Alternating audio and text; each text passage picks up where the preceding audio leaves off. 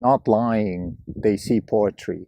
This is a quote from Anna Karenina. It's a small side show in the book where some of the characters talk about the modern art scene of that time, which is the second half of the 19th century.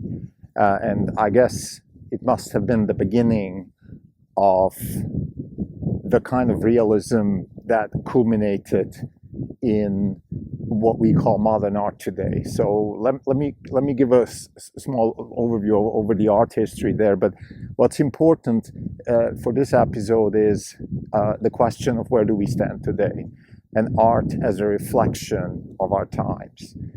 So I'm going to go through the brief history of the second half of the 19th century, going to the 20th century, culminating in Marcel Duchamp, Picasso, who are in their ways trying to be not lying and therefore show poetry. Of course, Picasso by showing pictures that to our eye don't quite make sense, but in a sense should be reflecting what he actually sees.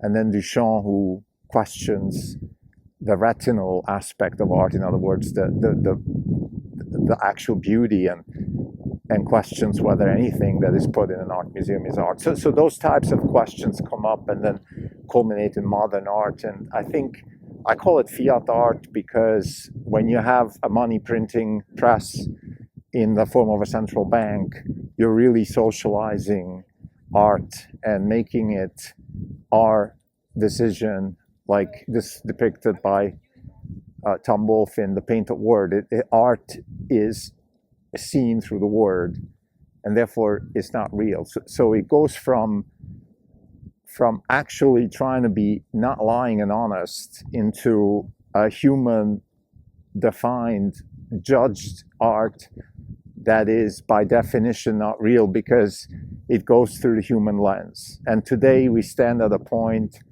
where I think the contemporary art scene is, in my opinion, unbearable because it's very political.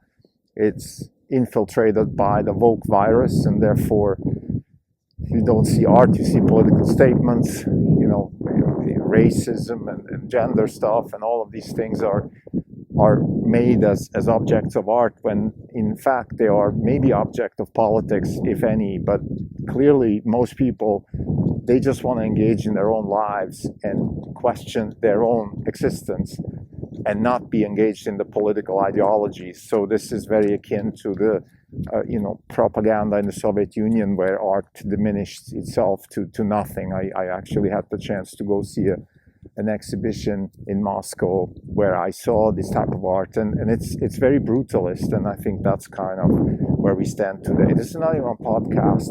It's August 13, 2025. This Delco for the data fund is down 1.2%. For the year, we are down 8.2%. The market is up 9.4%. We're underperforming by 17.6%. So let me just talk a little bit about the art situation as it relates to this quote in the sort of 19th century turn to 20th century. So in not lying, they see poetry. In not lying, they see poetry. I think this is a really strong quote. I think it's Levin actually who says that in one of the conversations in the club just before he goes and sees Anna, which upsets Kitty. So what is he saying? So there's this urge by artists to not be affected by, let's say, retinal expressions, as Marcel Duchamp says it, and not follow the emotional impact that visual art gives you. In other words, enjoy beauty or be attracted by the beauty of art, like the same way you don't want to be attracted by the beauty of a woman. You want to be, stand above that. It's a very Christian, if you will. It's a very Christian or generally a scholastic attitude. Like you're stronger than your emotions and stronger than your natural instincts. You can defy your natural instincts. So that's kind of in not lying. So you're looking for a certain type of honesty that transcends your immediate human reptile reactions. The most extreme case, of course, is the sexual attraction of a woman to a man, but then other things, the attraction of money and power, the attraction of, prestige and vanity. Like, those are the kinds of feelings that Christianity frowns upon, and that artists in the second half of the 19th century start to be frowning upon too. It culminates in Marcel Duchamp, which is an early 20th century artist who mainly responds to World War I as the most brutal situation ever in human history, and creates what's called l'art pour l'art, or this idea that a urinal exposed in an art museum can be art, the same way that a picture can be art, or a nude woman playing chess can be art. So this is the beginning of the 20th century modern art as we know it: pop art, installation art, performance art, a lot of stuff that I grew up with also and actually enjoyed. Boyce, for example, one of my favorite artists, and then Sarah and many others. So what is this reflecting? Well, it reflects a society that has, in my opinion, two things. One is it's lost its moral compass, so the artists are desperate to keep it.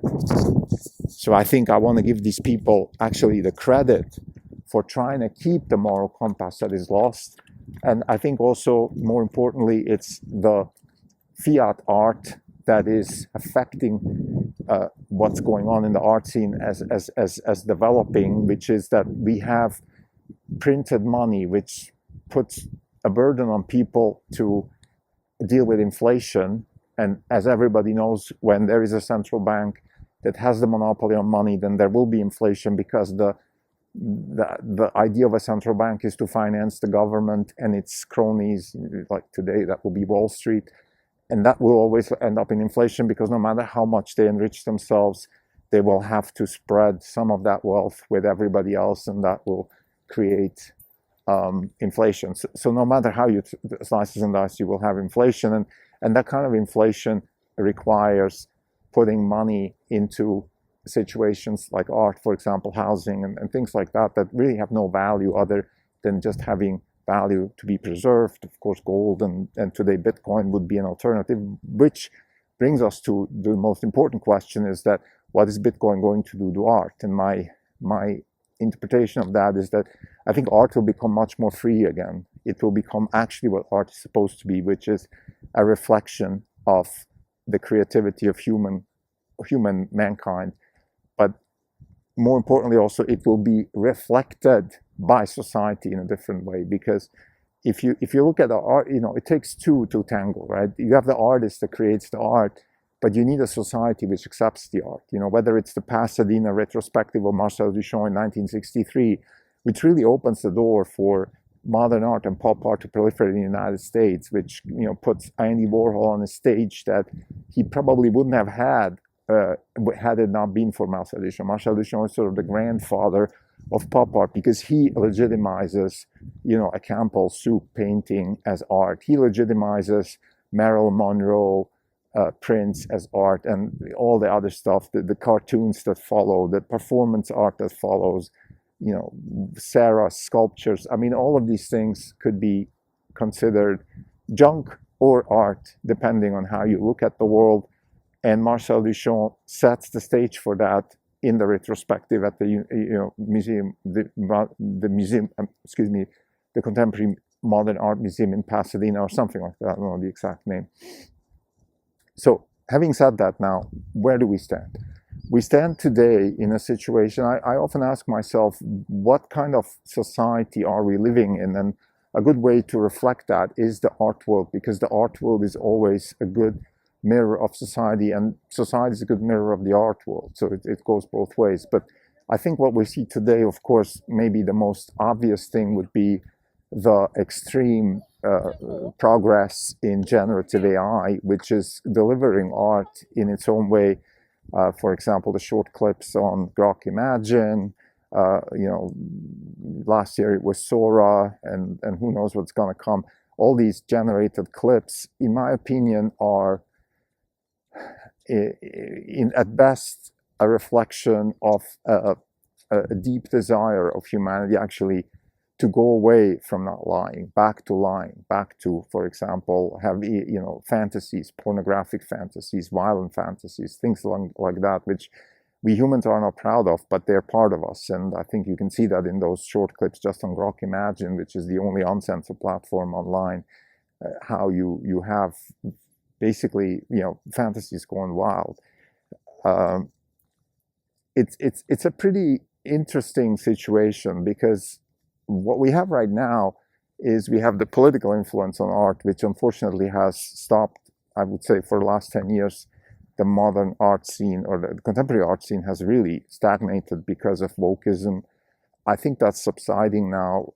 We don't have this socialist propaganda anymore. We have new sprouts of art. I actually haven't seen them, but I'm pretty sure they're around, because I can see them in the behavior of people. People are sick and tired of wokeism, DEI, gender conversations. All of these things are being put aside. People want honesty, but people want honesty in a human way, and not the kind of Marcel Duchamp way. Marcel Duchamp was, in my opinion, a brutalist, or the early version of a brutalist, which is like, you're going to accept reality the way it is, and it doesn't matter if it's ugly or not. I think that's not how we operate as humans. And I think with Bitcoin replacing fiat money, I think we will have an art form that will emerge, which will cherish very traditional forms of beauty and agreeability. I can see it myself, like the kind of art that we have at home. Mostly it's photography and rephotography. I'll talk about this in another podcast. I don't want to spend time now, but that's kind of the art form that we're mostly interested in our family. It's definitely, there's a certain beauty aspect to it, right? It has to look good. It has to fit nicely. It has to complement our furniture. Like, we're not brutalists. Like, we don't like concrete and unfinished concrete and all that stuff. That's not what humans want. And this type of architecture and art exposition type, this type of exposure to visual objects, I think, is going to fade with the rise of Bitcoin and the ability of humans to offer themselves a certain humanity. I guess that's maybe a good way to summarize this, that we have we're retracing back to humanity in a way maybe that the Romantics were in the sort of mid-19th century, as a reflection on the French Revolution. So we really have sort of parallels here in history, where we have this century of fiat art and fiat money and socialism proliferating, first in the East and then now also in the West. And now with Bitcoin replacing that system with an honest money. And with honest money, I think we will have much, much more creativity and much, much more humanity. And it will reflect itself in, whether it's generative art or visual art. So I think that's probably a good way to summarize this episode, that we had the emergence of fiat money, which is dishonest, money, and honest art. And now with honest money, we will have dishonest art, in the sense that we have human art. Dishonest not in a bad way. We don't really care what reality looks like. We want it to be beautiful, because we humans want to share our lives with beautiful objects, with beautiful people, with beautiful ideas. Thank you.